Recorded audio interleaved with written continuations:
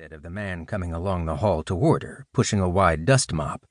He was taller than average and a bit boxy in his shapeless gray-green coveralls, the kind of guy who'd probably played football in high school. His most distinguishing feature was definitely his hair, long and shaggy and vividly red, gathered into a ponytail at the back of his neck. "Morning, ma'am," he called amiably. "You're here earlier than usual." "So it's your car I'm always seeing." She fished for his name. "Wasn't it Mr. Kipling?"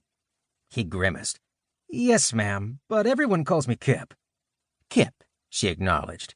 "Please, just call me Tami." Brown eyes softened. "If you don't mind, I'd like that. And yep, Coach is mine." "Coach?" It took her a moment to catch up. "You named your Jeep." "Seemed the friendly thing to do." Kip leaned against the broom handle. "And we like to get things squared away before things get busy." "We?" She'd met most of the staff in June, but those were informational meetings in preparation for the big conference, and attendance hadn't exactly been mandatory. "Who's the other half of your we, or are you referring to Coach?" He grinned. "Nah, I'm talking about me and Ash. We're about as we as a couple of guys can get. Childhood friends, I guess you'd say." "Local?"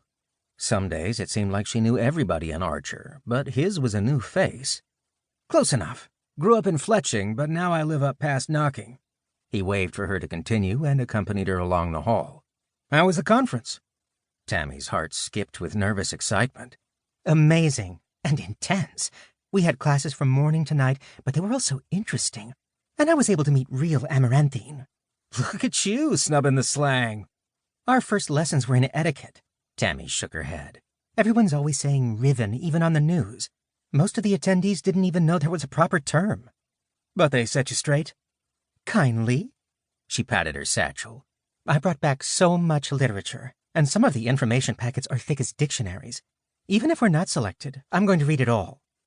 Kip propped his broom beside the office door and folded his arms over his chest. "Seems good. No regrets?" "Not yet." Tammy's smile wavered. "When I stop to think about it, I get nervous." "When are you supposed to hear who got picked?" "This week. The Reavers said that they'd take their recommendations to the 5 and a decision would be made quickly." The janitor's gaze drifted to a point over her shoulder. "And how would that decision be relayed?" "Official means. That's all they said." "So, a herald, yeah?" Kip pointed. Outside the glass double doors, a uniformed individual stood waiting. "Oh, gosh." Tami grabbed Kip's arm. "Oh, wow. Do you think?" "How about we ask the nice herald if he has good news?" Pulling a jangling ring of keys from one of his pockets, Kip unlocked the main door and swung it wide. The person who stepped inside wasn't human. He was slender and pale, with snow-white hair fluffing around pointed ears. By contrast, his eyes were liquid black and bright. "Tamiko Reaverson, principal?" he asked in a light voice. "Yes, that's me." She cautiously offered her hands. "And you are?" With a soft smile, the Amaranthine rested his palms on hers. "I am Rimmel of the Whistledowns, one of the Dove clans. We have always worked closely with Reavers and are currently attached to the Office of Ingress here in Perch County." "You've always lived here?" "Your home has long been my home," he assured. "Lovely, is it not?" "It is," she murmured. Withdrawing a heavy packet from his messenger bag, Rimmel said, "I am here because a communique arrived for you at our offices, and because I enjoy being the bearer of good news." Kip whistled between his teeth. "That's the real deal, all right." Tammy's fingers trembled as she prodded at wax-sealed string. The impression was of a striking cat's paw, Hisoka Twineshaft's own crest.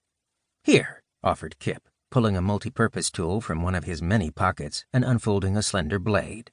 He worked it under the seal, lifting it away. "That'll do it." Hands shaking even worse, she pushed the packet into Kip's chest. "I can't. You open it for me." "If you want." He gave her a dubious look. "Isn't this your big moment?" "This moment's too big for one person."